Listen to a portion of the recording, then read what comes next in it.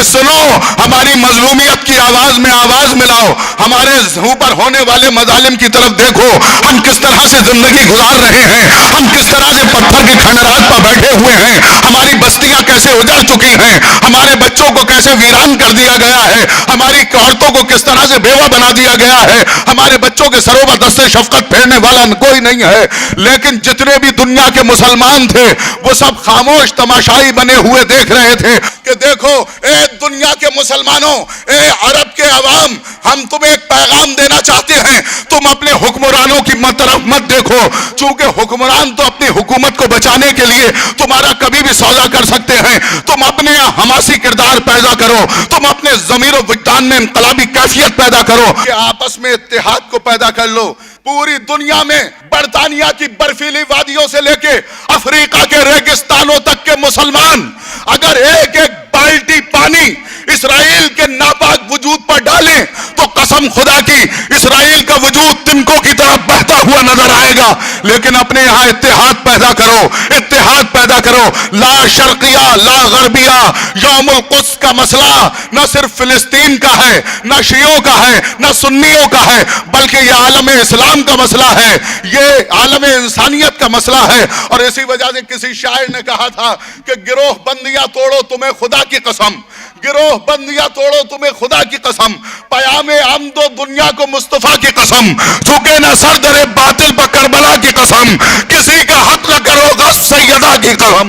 کہ اگر تمہیں پوری دنیا میں اسلام کو اور مسلمانوں کے وقار کو اسی طرح سے بحال کرنا ہے تو پھر یاد رکھو تم عربوں کی طرف مت دیکھو، بلکہ علامہ اقبال نے ایک شعر کہا تھا کہ تہران ہو گر عالم مشرق کا جنیوا، شاید کرۂ ارض کی تقدیر بدل جائے۔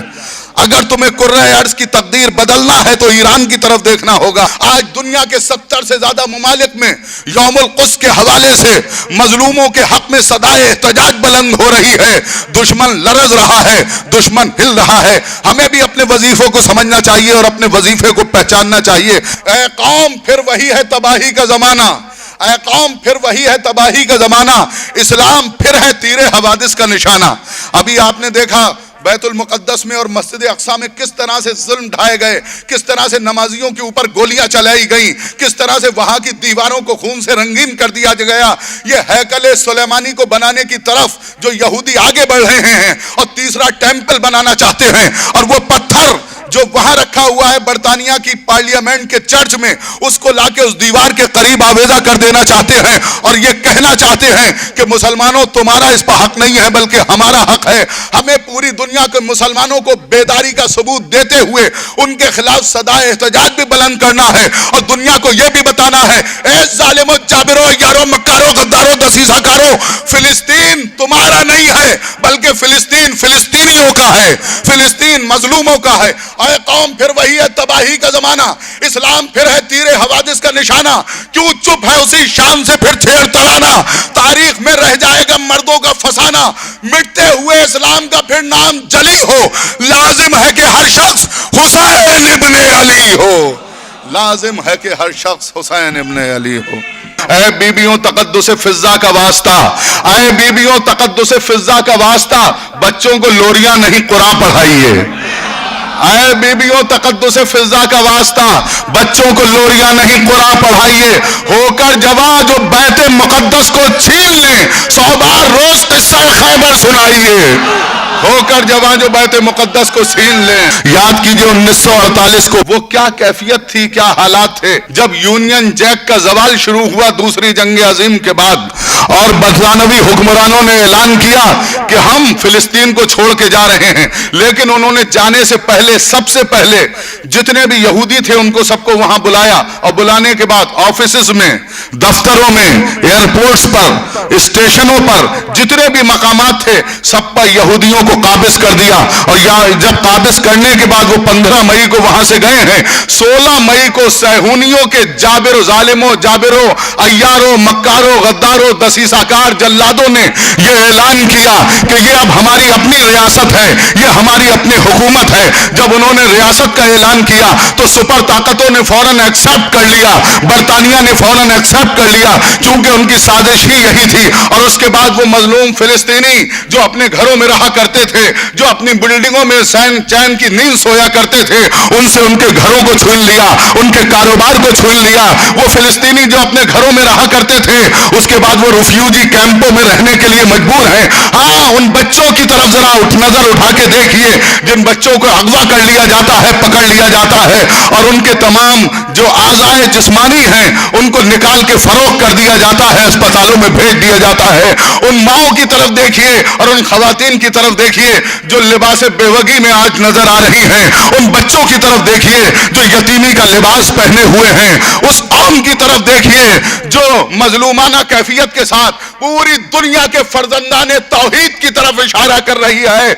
इमाम खुमैनी रिजवानुल्लाह ताला अलैह ने कहा था कि इम्कानात को तलाश करो। आप जो यहाँ बैठे हुए हैं, ये इम्कान को तलाश करना है। आप ये ना समझें कि मीडिया आपको कवर नहीं कर रहा है, ये ना समझें ज़राए इब्लाग आपकी आवाज़ को दूर तक नहीं पहुँचा रहा है।